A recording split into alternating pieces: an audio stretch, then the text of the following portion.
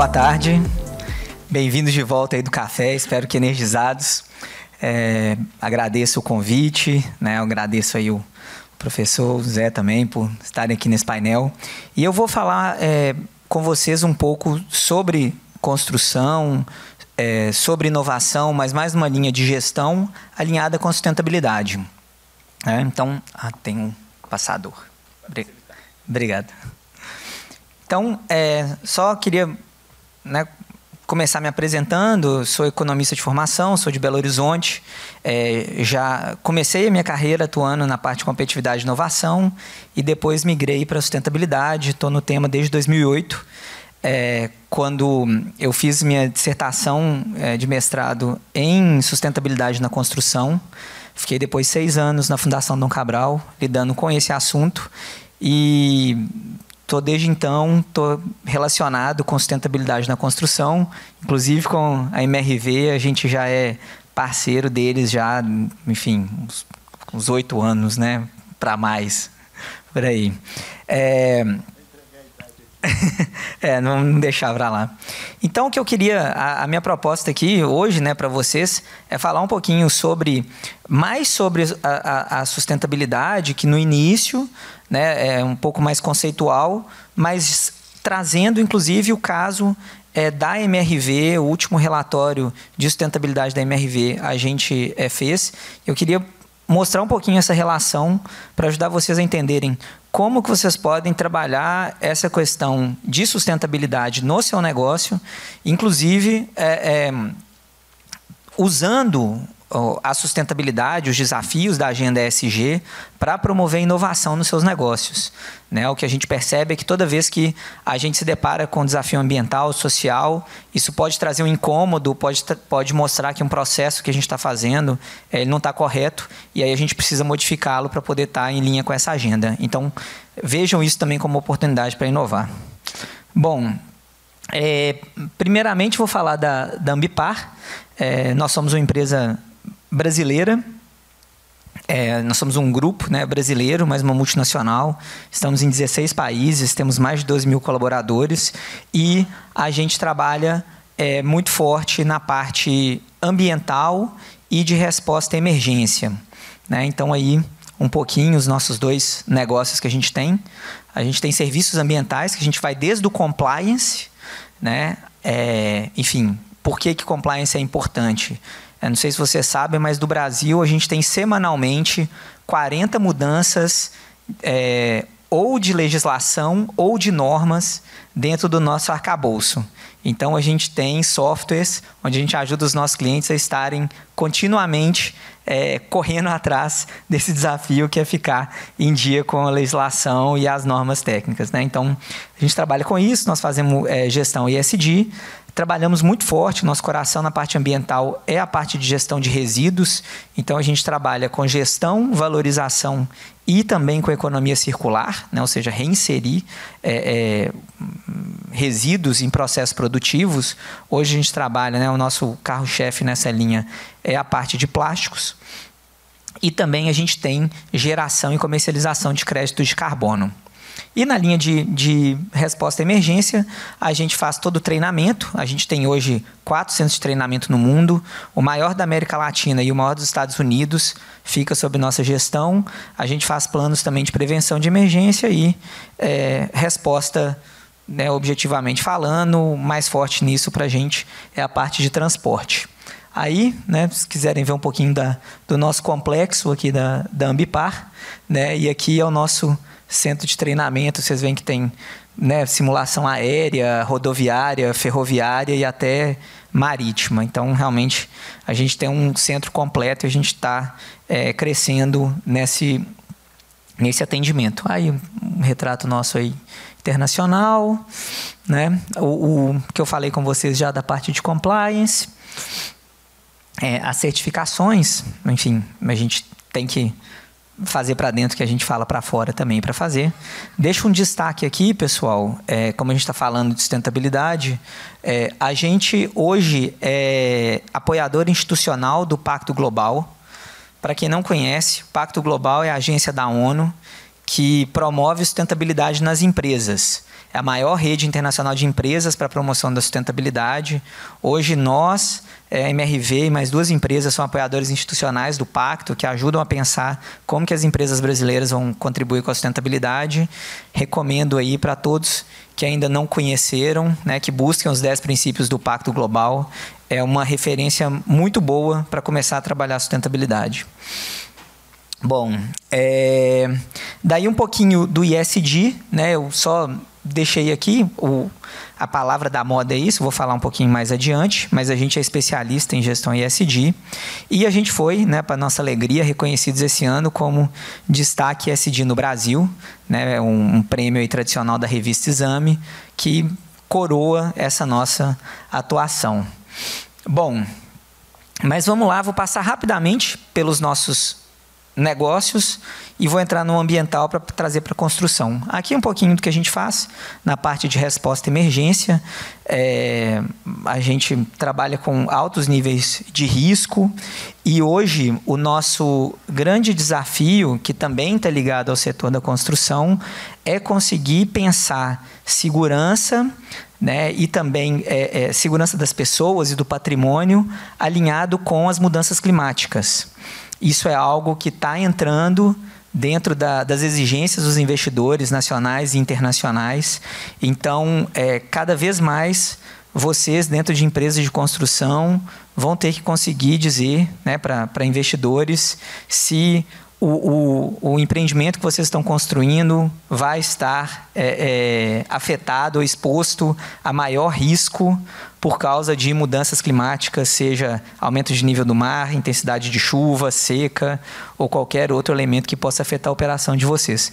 Colocar número nisso é uma exigência que vai começar a crescer e a gente está trabalhando nisso. Aqui, rapidamente, a parte de logística, né? E aqui eu só vou destacar para vocês.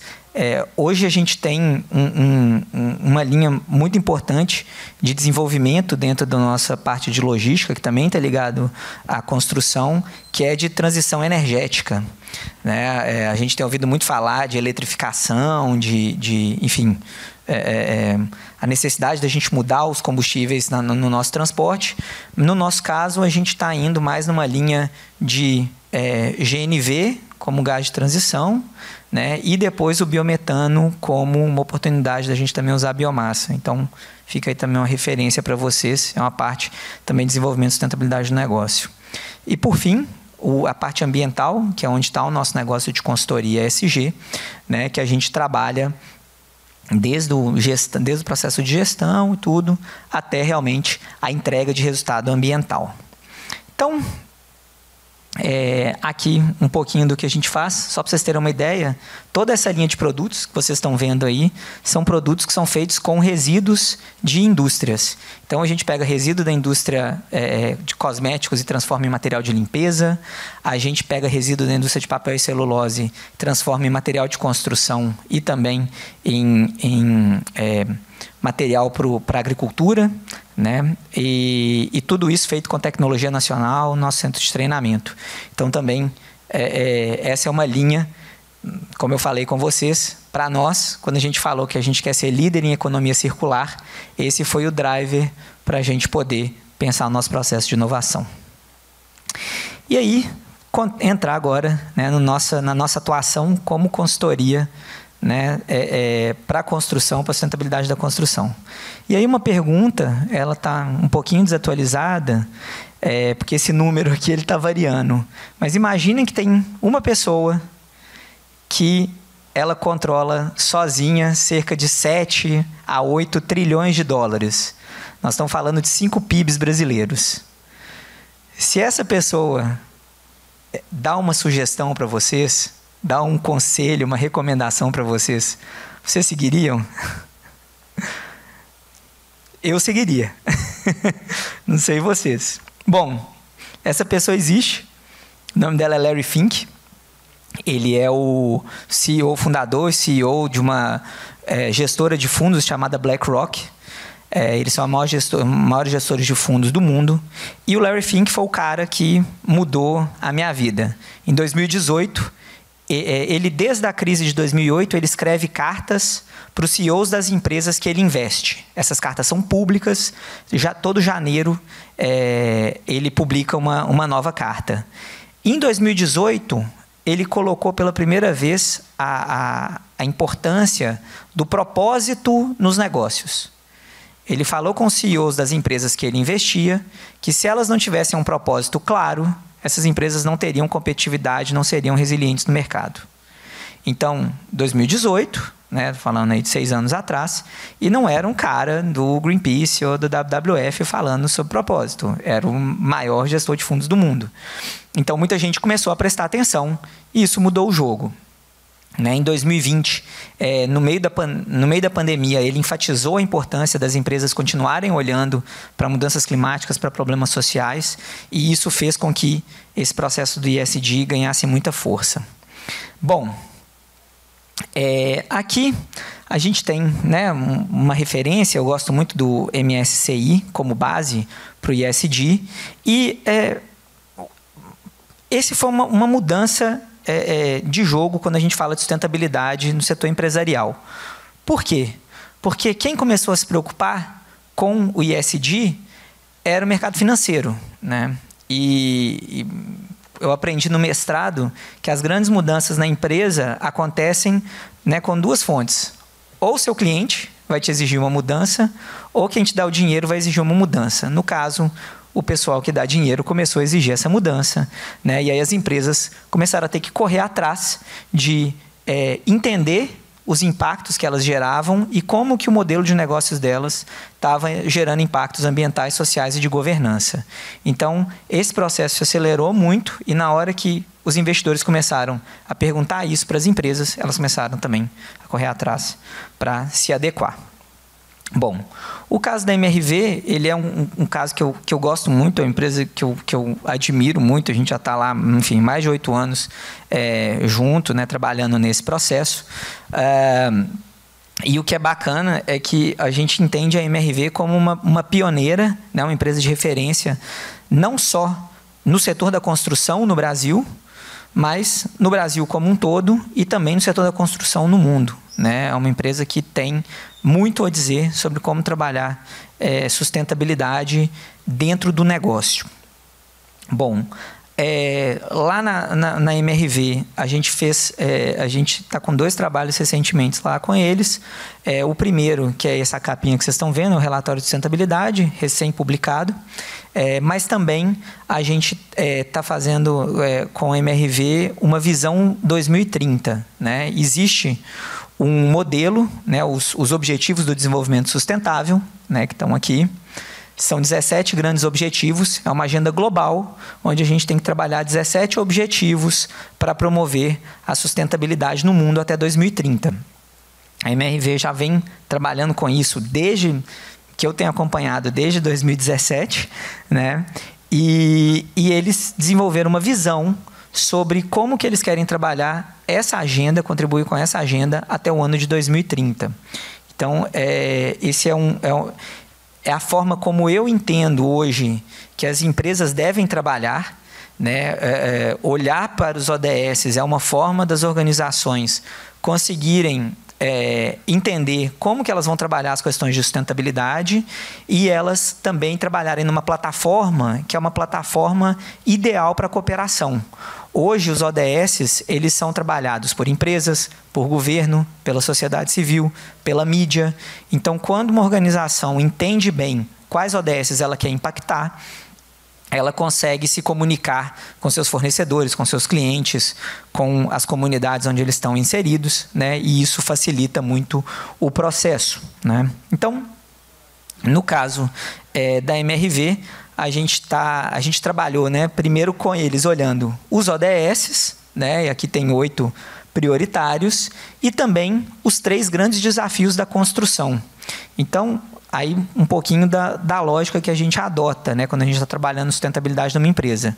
Primeiro, vamos entender onde estão as prioridades dadas, globais ou nacionais, e a partir delas a gente vai entender como isso afeta o nosso modelo de negócio. Vou falar um pouquinho mais disso. Então, no caso aqui da MRV, a gente estava olhando os ODS e os 3 grandes desafios que a gente identificou: relacionamento com as pessoas, a parte da economia circular e a atenção às mudanças climáticas, né? O setor da construção, com todos os materiais da construção envolvidos, são grandes geradores de emissões, né? E isso tem que ser tratado seriamente. Não somente porque é uma questão ambiental e social, mas porque isso vai começar a entrar na conta de custo e de risco dos investidores. Então, esse também é um ponto a ser trabalhado. Bom, então, aqui, só para vocês entenderem um pouquinho quais temas que a MRV vem trabalhando, e aí tem toda uma associação de cada um desses temas com os ODS, e o trabalho que é feito lá é sempre tentar associar esses grandes desafios globais com o modelo de negócios para entender onde estão os riscos e as oportunidades de evolução. Então, aí estão os temas principais que a gente elencou junto com eles. E aqui eu queria falar desse conceito que, enfim, se vocês forem lembrar de uma coisa dessa apresentação, lembrem-se dessa palavrinha materialidade. Tá? Materialidade é um conceito que vem do setor jurídico para a sustentabilidade e é a forma como a gente define prioridade, né, em gestão. Então, imaginem, né, desse modelo dos Objetivos de Desenvolvimento Sustentável, que tem 17 objetivos, eles são desdobrados em 169 metas, que são ainda desdobrados em quase 300 indicadores. Trabalhar tudo isso é impossível. Então, o que a gente faz? A gente tenta definir a prioridade. E como que a gente define essas prioridades? De 2 formas, né? E aí essa ideia da dupla materialidade. A materialidade financeira, que é essa que eu estou trazendo aqui para vocês, ela é uma visão muito do mercado financeiro, e o mercado diz o seguinte: dentro de um determinado setor, dentro de uma determinada atividade, a agenda ESG apresenta os seguintes riscos. Então, seja você uma construtora no Rio Grande do Sul, no Rio Grande do Norte, nos Estados Unidos ou no Camboja, o setor financeiro vai olhar os mesmos temas para vocês. Então, eu chamo essa materialidade financeira da agenda mínima de sustentabilidade que precisa ser trabalhada. Tá? Isso é ótimo para começar. Referências para vocês entenderem esses temas materiais: MSCI, SASB e S&P, né, Standard & Poor's. São 3 organizações que têm essa visão de materialidade para setores. Né? No caso de vocês vão procurar real estate e aí vocês vão encontrar lá. Depois disso, tem uma outra materialidade socioambiental, eu gosto de chamar de materialidade de stakeholders, que é quando a gente entende a empresa como uma entidade singular, com suas características próprias, exclusivas, e nesse contexto da empresa, ouvindo os stakeholders, a gente consegue trabalhar quais são os riscos e as oportunidades específicas de um determinado negócio. E aí a gente consegue trabalhar uma agenda particular da empresa para promover sustentabilidade, competitividade, inovação e assim por diante. Tá?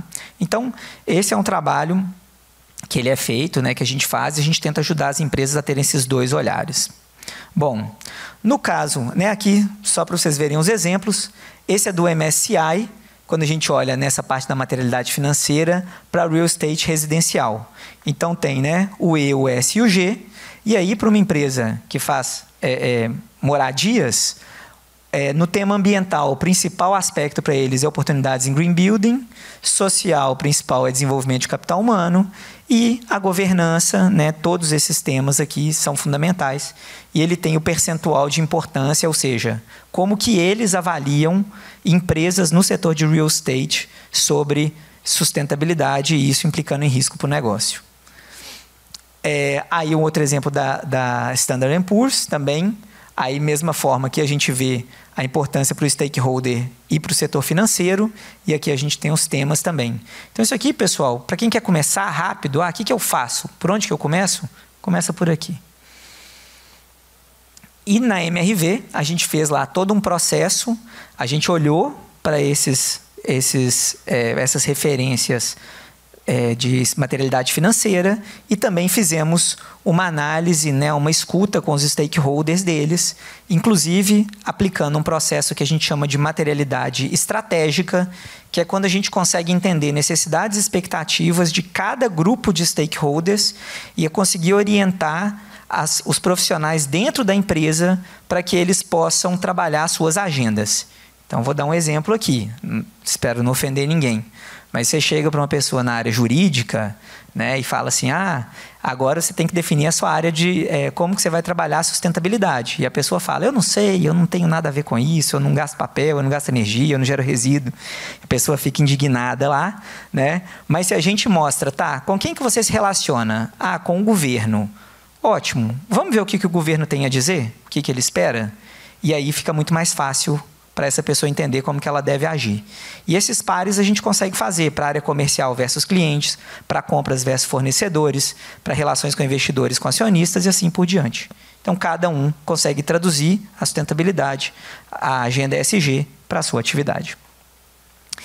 E isso é importante, não é porque eu estou falando, né, mas aqui vocês estão vendo o MEG, né, e a base da excelência em gestão, segundo o MEG, é desenvolvimento sustentável e compromisso com as partes interessadas.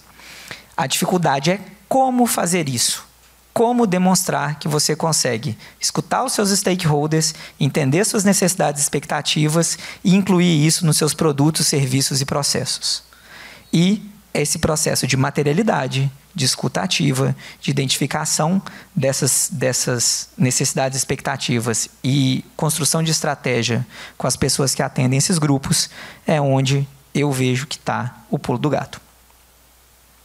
Então, no caso da MRV, a gente, a partir daqueles temas materiais que a gente definiu, a gente começou a entender como que a sustentabilidade deveria ser tratada na gestão de cada etapa do processo produtivo, né? Depois o Zé Luiz vai fazer o aprofundamento, mas eu só queria dar um exemplo aqui. Vocês veem que na parte de aquisição de terrenos, a gente colocou o ODS 13, que é de combate às mudanças climáticas. Por que combate às mudanças climáticas é um tema importante na atividade de aquisição de terrenos? Imaginem, num cenário de aumento da temperatura mundial em 2, 3 ou 4 graus, as chuvas dentro da cidade aumentem de intensidade e algumas áreas que hoje são alagadas a cada 100 anos comecem a ser alagadas a cada 5. Se você não olhar isso dentro da sua análise de risco de aquisição de um terreno, você pode comprar um terreno que vai ser continuamente alagado e isso vai representar uma perda de valor para os seus clientes e, consequentemente, um problema para a sua marca. Então, esse é o tipo de gancho, né, de alinhamento que, quando a gente faz, a gente consegue alinhar a sustentabilidade com valor para o negócio. Bom, acho que foi o tempo, né? Então tá. O Zé Luiz agora vai aprofundar com a MRV e eu fico aí à disposição para a gente conversar. Obrigado. Ótimo, obrigado.